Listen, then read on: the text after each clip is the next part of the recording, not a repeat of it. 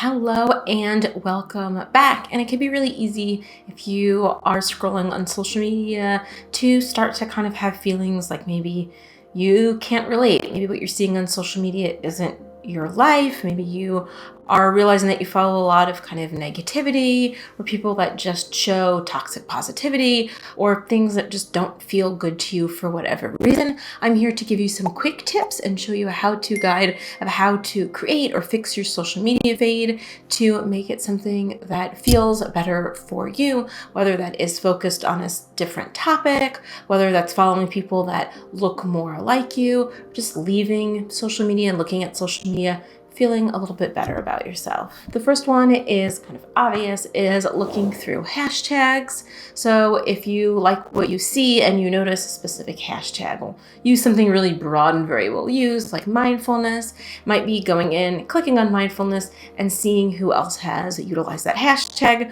going to their profile and seeing what's on there and kind of going through. I will say try to find more specific, something such as mindfulness or mental health often is used by millions of people every single day, and some of the mental health hashtags have also been taken over by people trying to sell things. So don't just say, "Ooh, they use mindfulness, they use DBT," and go and just start clicking every single one. Also, DBT stands for Diamondback Turtle, as well as a rock band from the 90s. So you might come across things that you necessarily weren't looking for. So try to find hashtags that are more specific. Maybe you're working on boundaries. Maybe you're working on a specific type of relationship. Try to find a hashtag for that and check out the person's profile, look at a couple of things. Remember, you can always remove them later and then add them to your feed. Another quick tip is if you do look for mindfulness and you see somebody whose profile just really speaks to you and it's something that you're interested in, seeing what other hashtags that person uses to kind of dive a little bit deeper into finding it. Maybe it is a specific yoga pose or breath exercise that you're familiar with and you want to see more of it. Next up is just focusing on following people that inspire you, that you find enjoyable, that just give you a good gut feeling. It might be nice to follow somebody that has 10 million subscribers and is a champion yoga instructor. Maybe that is really inspiring to you. Making sure that your feed isn't all inspirational. Maybe you're just getting started on yoga and that would be nice to see. But if your entire feed is a little bit unattainable, it might also over time not feel good. So trying to get some variety in what you are looking at. Next up is seeing who your favorites follow. So if there's certain people online in whatever social media platform you are on that you really enjoy, that they're funny, they're relatable, give you a good gut feeling, go to their page and see who else they're following, see who else has commented on and what their page is about. Maybe they mention another content creator or somebody else on their platform. Go check it out. There's a good chance if you like somebody, you will like their friend too. I have followed a lot of kind of friend sets or people that kind of run in the same circle because I really like what one person has to offer. I'm naturally going to like what their best friend or their roommate or somebody else that they got this idea from is going to offer as well. I'm definitely going to throw something in there about a diversity check. It is often easy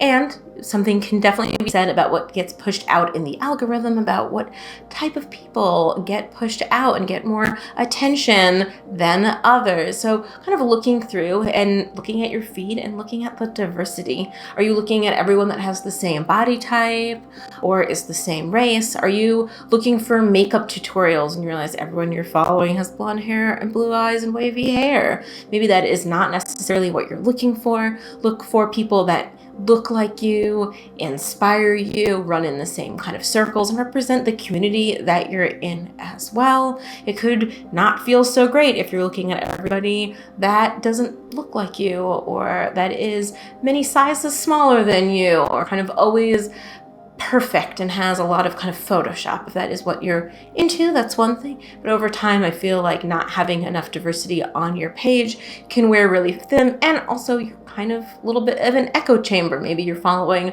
a specific mental health or political movement. Over time, it's also going to create this echo chamber where you're going to see and hear the same things again and again. I must admit, I follow a lot of beauty people online. I'm very interested in makeup, and there's something about watching people put on makeup that I find really soothing and have for many years now. And sometimes I will notice, okay, this is the same product being discussed. All these videos are starting to look the same. Everybody has the same opinion. Also keeping in mind, sometimes people get paid to say and do certain things and don't always give credit to it as well. But over time, realizing like, everybody has the same opinion about the same thing. I really would like to hear a difference of opinion. I'd like to see somebody who this product doesn't work for. Maybe even somebody who has tried yoga and they put their own kind of personal spin on it, or they do 5-minute yoga because that's the same attention span that you may have. Something that's more attainable and represents kind of who you are is also important. Next up, follow smaller creators. Of course, feel free to follow the 50 million follower folks as well. I find that following smaller creators is nice. They have a little bit more freshness to what they're doing, kind of a little bit newer, also something a little less polished. The person who has 50 million followers might be really good at what they do, and they also might have a whole team behind them, make beautiful content, beautiful videos. Finding people who are small, for me, I like the relatability of people who maybe have not so great transitions or edits, or just over time kind of not super perfect and photoshopped by 7 ring lights. I definitely find for me that just feels more comfortable. So follow creators a few thousand, or even less than 1 million, maybe considered small to you. So following people that have smaller platforms. The other benefit of that I find is that often they're more engaged with their following. So if you comment about something that somebody posts about Mental Health Awareness Month on someone with 50 million, you probably are not going to get recognized or liked. There's not much conversation. Now, if you comment on a similar post with somebody that has 12,000, even 5,000 followers, not only will the creator often sort of comment or say something, but I find that there's more communication in comments. So an example, on YouTube, there are certain creators I follow that are fairly small, like 10, 15,000 subscribers. And in doing so, there's often conversation that happens in the comments. I personally like that. Maybe you're not someone who comments at all and you want to stay out of it, but I do find that smaller creatives do give a little bit more attention to people engaging with them, and that they're just more available. So if that's something interesting to you, go out and find some smaller, maybe less polished creators. A few more. Next up is add them on another platform. I utilize Instagram quite a bit, as well as TikTok. If you find somebody online and you really like their content, check out what they have on other sites. Often people will post different things to different platforms. So maybe you like what they have to say, but the lens on things is not quite your thing, or you spend more time on this platform, or you're looking for more video content. Go check out what they have on TikTok. Most creators and people in the realm of mental health and other specialties are on all the platforms right now. So maybe Instagram feeds isn't necessarily your thing, or their profile is interesting, but maybe not exactly what you'd like to follow. You like more video content, you like more long form, short form. Go and check them out on other sites, and you will likely maybe connect with them elsewhere. There's also people that I follow on all the sites because they have different things to offer, and I really just want to see their content frequently. If you're looking for a more relatable factor, I also find that looking at tags is important. So maybe they are tagging somebody else in a video or a picture. Check out their stuff, see what they have to offer, but also kind of locations. If you're looking at following people that are in your region, kind of seeing where people are at. If you're looking for great new restaurants in your town, maybe following a few people who are foodies online and seeing what places they go to. When you go to that location, you will often see other people who have also been at that location, and there's a good chance that they're also food bloggers. So feel free to check out those people as well if you're looking for kind of smaller or local people. Next up is following people that are more like you. So let's just take mental health out of this equation. Let's say you're really interested in fashion.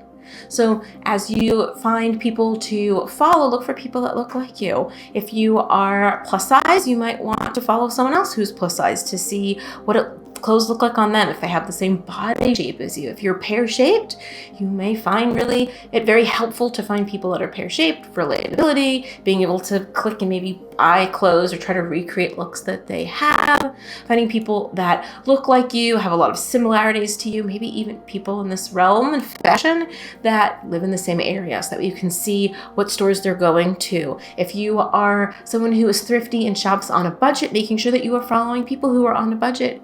If you are not and all you're watching is people have Gucci hauls, you're likely going to be like, this is entertaining, and it could definitely be beneficial and a good distraction at the same time. Over time, seeing how many Gucci hauls, you might be also thinking to yourself, like, this isn't relatable. I'm not stepping inside a Gucci. I don't even know where a Gucci store is located in my city, and I definitely don't have the funds for it. So choosing people that look like you, have similarities, maybe that's a mental health diagnosis or certain things that they discuss that you relate to, trying to find people that you relate to also helps open your feed, adds a little bit of diversity depending on things as well, and can make things feel kind of more personal and attainable. And my last tip here is if someone posts something, says something, or for that matter, a month later, their whole profile changes to something else that has happened to me before, and I'm like, you used to do X, now you're doing Y. They're selling something, saying things that you do not agree with, you're welcome to just remove people. Depending on the platform, you can snooze, block for 30 days, hush, quiet. I know there's lots of other options as well. You can just click a button and unfollow and remove people that do not spark joy, or something about what they're currently doing just doesn't feel good to you. You can always go back to them later on. I've also worked with people who had two profiles. So one that's more kind of mental health specific, and one that's like friend related, or one that's fashion related, one that's beauty related, in order when you're in a different headspace to hop over. So keeping in mind, just because you followed them 6 months ago doesn't mean you need to follow them any longer. You are welcome to create a boundary and mute, silence, hush, unfollow, give them a snooze button, whatever it is, for a period of time. Truth is, chances are some people have such big following, they are not really paying attention necessarily. It's not a personal relationship you have with them. You are welcome to create a boundary, remove them, and move along. Last, I am going to show you how I take an Instagram page, and I'm going to focus specifically on Instagram just kind of for ease of viewability, and show you how I'm going to change a feed and swap it to focus on mindfulness and wellness specifically for me. As a heads up, I am using an old Instagram account because I have my account, personal and professional, pretty curated, and I don't want to mess with it too much. So this specific account was actually for a graduate project when I was getting my master's in public health 2 years ago. So you will notice there is absolutely nothing mental health on there. I think I follow like the CDC and a few websites because it was early in 2020. So follow along, and I will show you how I have created and curated this feed following my tips. Hello and welcome back. I have done this over the course of a month, so I actually decided to go into this not exactly very working, not real Instagram account. I am now following 10 people, just so you know.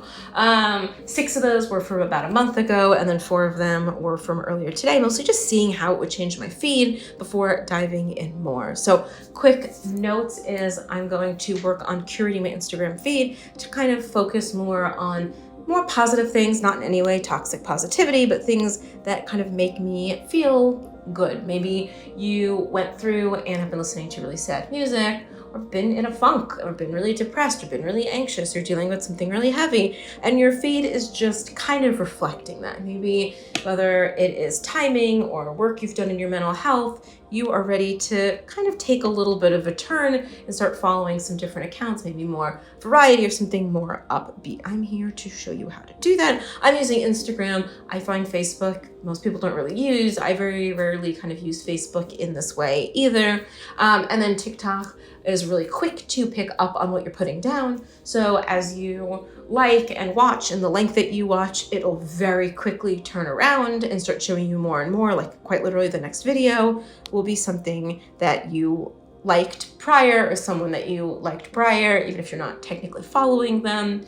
I find it really, really quick to pick up on that. Instagram is definitely a little bit slower in doing so. So as we look at curating our Instagram feed, I'm going to focus on something very specific today. I'm going to focus on boundaries.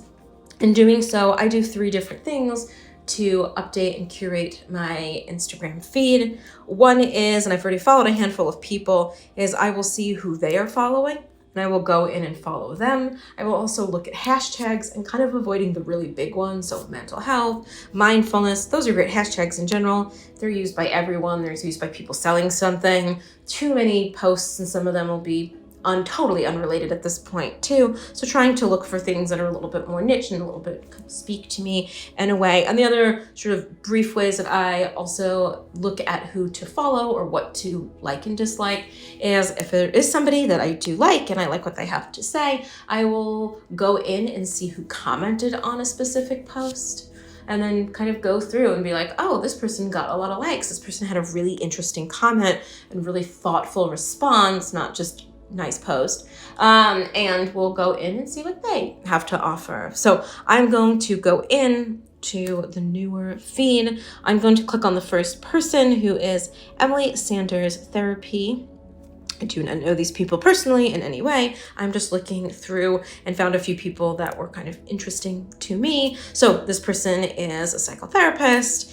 It looks like she is in California. She has a website and she has quite a bit of social media content, which is great. So right now I'm looking for boundaries. It looks like a lot of her stuff is focused on, let's say, apologizing, some child stuff. So maybe not the most for me. I'm going to go to hashtags. I'm going to look for boundaries. I think if I do just boundaries, it's going to be way too many things to look at. So I'm going to post, check out, let's check out boundaries are beautiful. Just thinking about that sounds nice, aesthetically pleasing. So I'm going to go to top, keeping in mind that top might be really old. Looking through, these are actually very new. The algorithm is pushing out newer content, of course. So I'm going to go in and see what they have to offer. This post is about boundaries, 5 ways to stop giving people power over you. It's original content as well. I'm going to read the caption real quick. Overall, I think it's some interesting stuff. I'm going to go check out her page. It looks like she's a mental health therapist out in London. Has some kind of what to me is something very visual. I like visual cued type of person, so that looks great. I also specifically really like stories over posts. So it's good to see that she has a number of posts in a number of different formats, including video and still images. So I'm going to go ahead and say that I am going to follow this person. As I go through, I might see if there's anything that speaks to me that has to do with boundaries.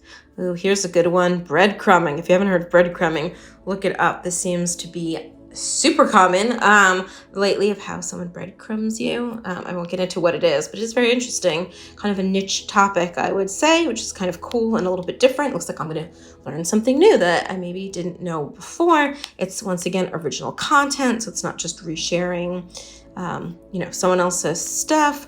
Overall, this seems really awesome. So 2 things that I would do is going down, and I would either click a new hashtag. I think we've kind of niched the hashtag enough, and I will go in and see who replied. Sometimes it's, clients or peers or people who can relate to it that way as well. So looking through this, it seems like a lot of it is people who understand. And I see a professional. It looks like I'm looking at I'm guessing that's Atlanta psychologist. There's a doctor, she's a psychologist, and she is also posting content. So overall, it's visual. I like a mixture of videos and still images. So this is great. Talks about kind of depression in women. These are things that I specifically can relate to. And also shares a little bit of personal life, which I also like when people are human. So I'm not going to click around too much. But there is plenty to look at. It has a pretty full thing. Also, once again, I like stories. So seeing people who post stories always really gonna get me there. It also looks like a good amount of video content. I like reels. So that's something that I watch pretty frequently. So I'm going to go ahead and follow. I also will point out that this person doesn't have a huge following, which I also kind of like. As many multi-million follower people that I do follow on a regular basis, it's also sometimes good to follow small creators. And I'll also say typically small creators are more likely to say like thank you or engage with your posts, follow you back, comment. If you comment, they're likely to have the time and ability to comment as well. So it'll be kind of interesting to see as I follow this person. So looking through, I'm actually going to get out of this post and see what else is out there for the Boundaries Are Beautiful group. Here's somebody else, Boundary Bootcamp. So it's clearly a page focused just on boundaries, which might be good for me. Kind of something about the graphic just isn't interesting to me. So Mr. Domestic, let's see who this person is. And once again, they don't need to necessarily be mental health focused people. They don't need to be psychologists or psychiatrists. There's so many people that have such great things to offer. So this person is a sewer, a designer for Sew You. I am not 100% sure what that means. I do not sew, so maybe I'm just missing some context. So it's craft related. Once again, not necessarily what I'm interested in. I do see some posts that do also speak to me. But as cool as things are, and as awesome as this quilt is, I'm probably not going to follow a quilter, although this person does seem lovely. Here's another one. This is somebody that I actually just followed a moment ago, and I'll kind of explain why I followed this person. Once again, it's totally up to your preference. They're an emotional intelligence life coach, and poking around, the feed is visual, which, I like. It's colorful, it's bright, it's a little cheery. Looking at their content, there is clearly a good amount of reels, which is something I also like, is video content. And then once again, stories. I really, really love some stories. I find that I am more into stories than the actual feed, so I did go ahead and follow this person. You're welcome to go through and click a million posts and see more information if you would like to. I kind of kept things pretty simple. So Liz Listens must have a big following because she's got a check mark. Almost 280,000 followers. And Elizabeth Erdenshaw is the director and co-founder and a writer, which is fantastic. We also have a few similar followers, which is funny because I think I have only 12 people right now that I'm following. So looking through, visually, it's appealing, kind of interesting stuff, seems good. Once again, kind of checking in. So not much available in stories, obviously things change day to day. Looks like some video content, but I'm guessing this is kind of old just because it doesn't look like the same style as the other content. So overall, kind of interesting. I'm gonna poke around a little bit more. So it seems like has a podcast that could be interesting. Overall, this person seems nice, but maybe not necessarily what I'm looking for if I'm focused really just on specifically boundaries. So here is another example of somebody else I personally wouldn't follow, but to each their own. I found this person actually before too. They are a writer, they're a psychologist and founder. I did check out the page that they found, and there's a lot of information on boundaries and relationships. They post from a very religious lens, which just isn't the place I come from. But if that's someone that you'd like to follow for that reason, I could see that being very useful for a lot of people. Here is one that speaks to me. You can be kind and say no to people. Set yourself as a boundary. Have boundaries. Change your mind. Make your own decisions. This is something that I'm working on overall. Kind of generally aesthetically pleasing. Doesn't have a huge amount of followers, which once again works for me. I kind of like that a little bit more. And it looks like they're a mental health counselor intern. So that seems pretty awesome. And what they seem to write speaks to me. And I like what they have to say in this post specifically. So I'm going to go in and I'm going to add this person because I'm feeling what they're putting down. So I'm going to go through this just for another second. I'm hoping to get like a sponsored post so I could show you what that looks like. I'm going to refresh my page real quickly. So in looking through this, I have also followed a few other people. As you see, clearly it knows I want that good video content. I'm getting an affirmation app. Interestingly enough, I actually downloaded this app.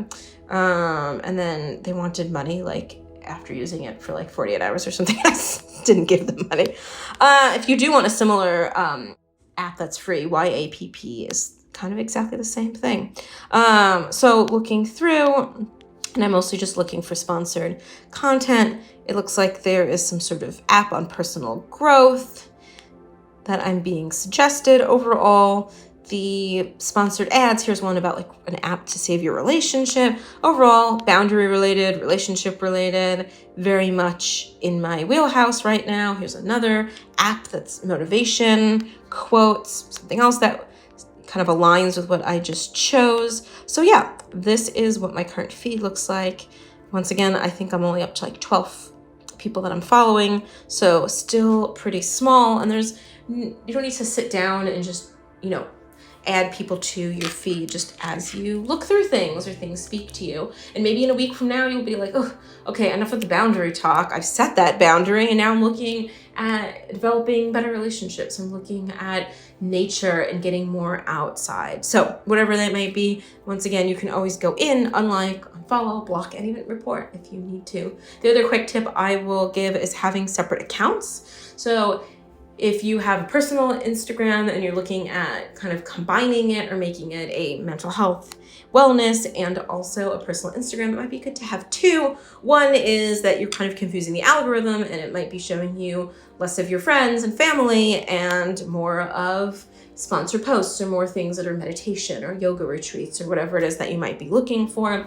The other thing too is sometimes it's good to keep it separate. If you are in a mood where you're like, I don't want to look or think about mental health, or what, I am just focused right now, I got 10 minutes, I just want to see what my friends are up to, and I just want to look on Instagram and not see a motivational quote right this minute. It's a good way of you being able to disconnect one from the other and kind of decide what mood you're in and what you want to listen to and look at. So that is my quick-ish tips and tricks about how to best curate and kind of fix your Instagram feed. Hope you found this helpful. Once again, my name is Alicia Paz. I run DBT groups every Monday evening, as well as have a DBT self-paced program and also do DBT skills coaching. Feel free to like and subscribe, and feel free to follow along for more, as well as feel free to follow my own business Instagram, which is online DBT courses as well as DBT self-help. And I hope that you have a good week and that you're able to stay skillful.